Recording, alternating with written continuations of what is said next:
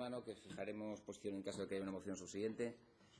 Pero bueno, decía el portavoz de Ciudadanos, quiero recordar que en 1985 se presentó la marca Asturias Paraíso Natural y algo está claro, que seguimos siendo, más de 30 años después, seguimos siendo un paraíso natural. Es decir, la potencialidad de Asturias como destino turístico es indudable, innegable y reconocida dentro y fuera de nuestras fronteras, por nuestros recursos naturales, no históricos, culturales, y por algo que no se nombra, pero que yo voy a nombrar aquí, que es por los propios asturianos. Y no lo digo porque sea chauvinista y como yo lo soy, pues somos los mejores, sino que en todas las encuestas que se hacen, tanto a visitantes nacionales como internacionales, el carácter y la acogida de los asturianos siempre está, si no la primera, entre las primeras posiciones de todas las comunidades autónomas de España. Pero bueno, los recursos naturales, aparte, hay que conservarlos, porque si hay algo que está claro, los asturianos, no sé, espero que seamos mejores, pero yo no creo que muchas de nuestro patrimonio cultural haya mejorado mucho en los últimos 30 años, o por lo menos no haya mejorado todo lo que se puede mejorar en 30 años, ¿no? Entre ellos el Camino de Santiago, que me parece muy bien, felicito que ahora lo hemos descubierto 30 años después que Galicia descubrió que era un producto turístico.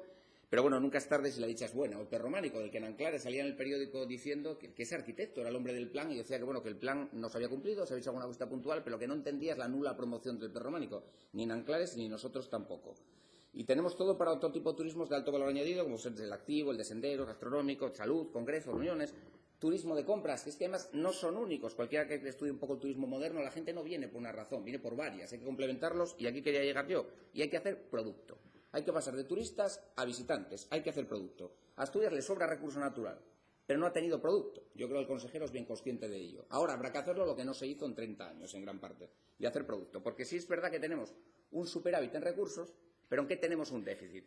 Pues en productos, que es donde tiene la labor del Gobierno, tiene que abonar el terreno para que siembre y para que crezca la iniciativa privada, como en otras regiones donde sí el producto turístico es mucho más completo, como se puede ver en cualquier feria de turismo internacional. Entonces, no apostar... la apuesta del Gobierno siempre lleva 30 años diciendo que apuesta por el turismo. Se lo digo al consejero, que él evidentemente no lleva estos 30 años aquí. Pero al final los presupuestos turísticos llevan muchos años menguando y en este presupuesto efectivamente no ha aprobado, como usted bien sabe, también menguaba la partida destinada al turismo. Y otro tema clave que hay que abordar, que es la desestacionalización. La desestacionalización, ha dicho el consejero que va a hacer campañas.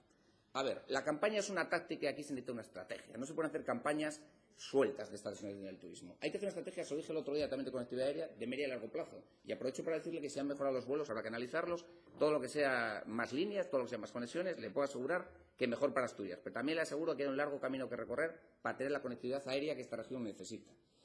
Después, por finalizar, nosotros hay una cosa que Asturias no se puede permitir. No se puede permitir es tener un turismo sin estructurar, sin productos, sin que sea moderno y que seamos capaces, sobre todo, de vender y una estrategia de comunicación internacional. Porque otro de los déficits, como usted bien sabe, es que el turismo internacional es en Asturias el menor de todas las, además con bastante diferencia, el menor porcentaje de todas las comunidades. Señoría, que vaya pueden ser, concluyendo. sí, presidente, ahora mismo, que pueden ser nuestras competidoras en los tipos de turismos en los que nosotros destacamos. Porque ¿cuál es al final una necesidad real de Asturias? El empleo, ¿verdad? Estaríamos todos de acuerdo.